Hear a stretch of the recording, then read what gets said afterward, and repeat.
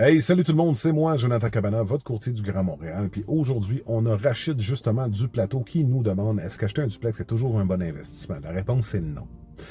Euh, Souvent, oui, mais parfois, non. Puis je m'explique.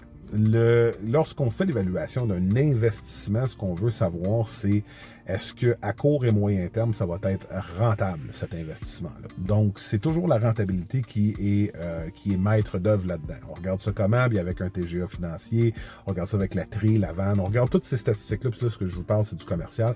Mais à la base, ce qu'on veut se baser dessus, c'est pas tant c'est-tu un duplex, c'est-tu un triplex, c'est-tu un quad.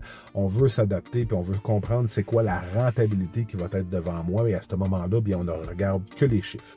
Les chiffres se trompent pas, les chiffres se foutent de comment on se sent, ce sont des faits, on doit se baser là-dessus pour pouvoir, à la fin de la journée, faire une décision qui est éclairée. J'espère que ça te guide un peu dans ce que je suis en train d'expliquer, parce qu'il y a une différence. Si tu me dis, Jonathan, je veux vivre dedans, et là, à ce moment-là, on regardera une toute autre perspective. Mais en termes d'investissement, ça ne veut pas dire que parce que c'est un duplex, que ça va être une chose qui est rentable. Au contraire, dès que tu as quelqu'un qui quitte, bien, tu vas perdre de l'argent. Si tu as un défaut de paiement, bien, tu vas perdre de l'argent. Maintenant, es-tu capable de, mettons, pendant quelques mois, avoir les reins assez solides pour avoir un manque d'un logement?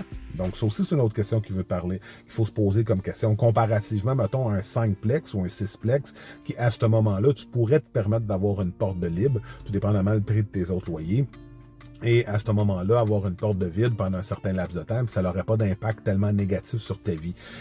Donc, je reviens à même ton duplex en question que tu me parles, c'est quoi tes loyers? Est-ce que tes loyers sont si loin du marché actuellement que tu peux pas, ça serait pas viable comme projet?